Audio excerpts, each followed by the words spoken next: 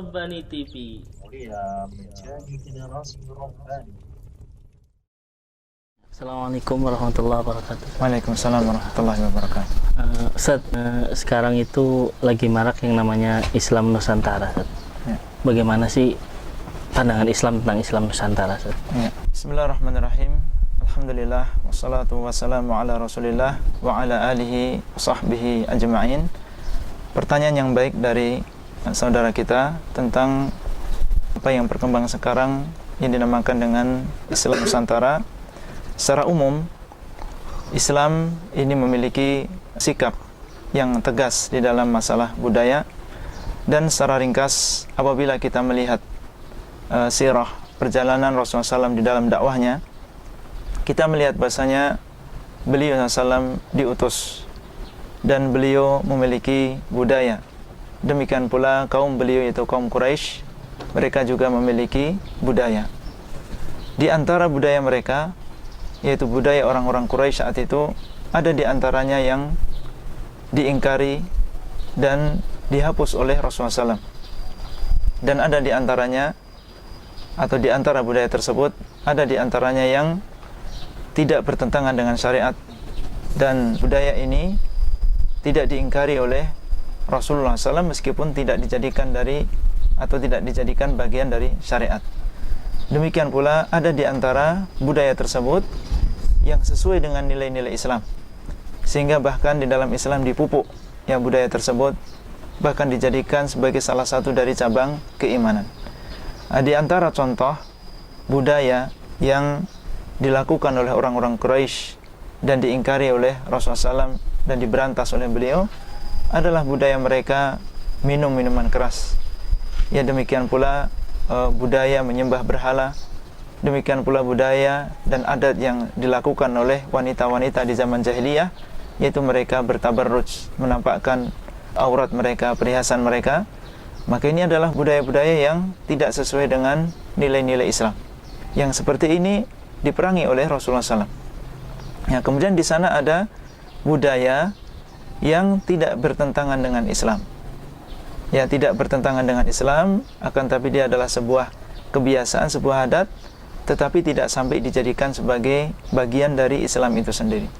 Ya, seperti misalnya masalah pakaian yang beliau kenakan, demikian pula dikenakan oleh kaum beliau yang mereka dahulu memakai sorban, dan ini adalah adat mereka, kebiasaan mereka, tetapi tidak sampai dijadikan sebagai sebuah syariat. Barang siapa yang memakai sorban berarti dia mendapatkan pahala ini dan itu, tidak. Dan di sana ada adat ya orang-orang Arab yang dipupuk oleh agama Islam. Ya, bahkan termasuk bagian dari cabang-cabang keimanan yang seperti memuliakan tamu, sebagaimana sabda Nabi sallallahu alaihi wasallam, "Man kana yu'minu billahi wal yawmil akhir falyukrim dhaifahu." Barang siapa di antara kalian yang beriman kepada Allah dan juga hari akhir, maka hendaklah dia memuliakan tamunya. Ini adalah kebiasaan baik orang Arab, ya, budaya baik orang Arab, dan dipupuk oleh agama Islam dan bahkan dijadikan sebagai salah satu di antara cabang-cabang keimanan. Dengan demikian kita bisa menyimpulkan ya bahwasanya sikap Islam ya dalam masalah ini jelas tidak semua budaya itu diperangi oleh agama Islam. Yang diperangi oleh agama Islam adalah budaya yang bertentangan dengan syariat atau budaya yang dia bisa menjerumuskan atau bisa membawa seseorang menyimpang dari agama. Ya, inilah kurang lebih sikap Islam terhadap budaya-budaya yang ada. Allahu a'lam. Terus bagaimana sikap Muslim ketika budayanya itu bertentangan dengan syariat Islam? Ya, apabila seorang Muslim yang dia mengaku beragama Islam, beriman kepada Allah, beriman kepada Rasulullah SAW, beriman tentang kesempurnaan agama Islam dan kebaikan agama Islam, menemukan di dalam budaya dia, di dalam adat istiadat dia sesuatu yang bertentangan dengan syariat, maka seorang Muslim hendaklah yakin bahwasanya Islam ini datang dari Allah SWT. Syariat Islam ini datang dari Allah Azza wa Jalla, dan Allah dialah yang telah menciptakan kita, menciptakan orang tua kita, menciptakan nenek moyang kita, menciptakan seluruh alam semesta, dan Allah dialah yang lebih mengetahui tentang maslahat ya bagi diri kita, demikian pula mudarat ya bagi diri kita. Oleh karena itu seorang Muslim hendaklah dia mendahulukan agama ini di atas adat istiadatnya apabila itu memang bertentangan dengan syariat. Ya Allah SWT berfirman, "Ala ya'lamu man khalaq wa huwal latiful khabir." Bukankah yang menciptakan itu yang mengetahui? Ya, bukankah yang menciptakan itu yang mengetahui, dan dia adalah Allah yang latiful khabir, yang maha mengetahui. Dialah yang mengetahui mana yang terbaik bagi kita dan mana yang mudarat bagi kita.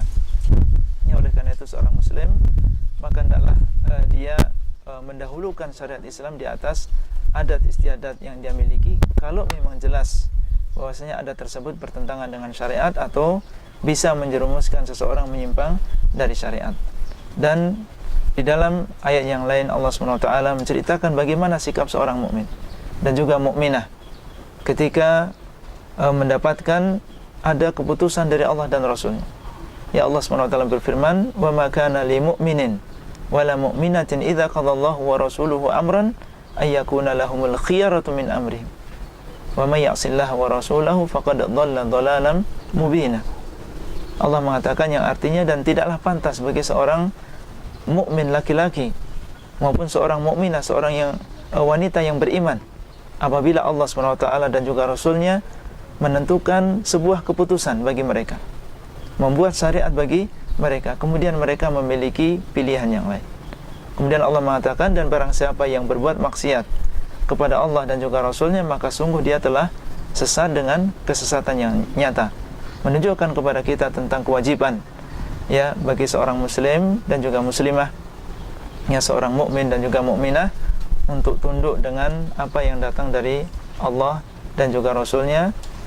Itulah yang bisa saya sampaikan dalam masalah ini. Jazakumullah khairan, Ustaz. Allah ya barik. Assalamualaikum.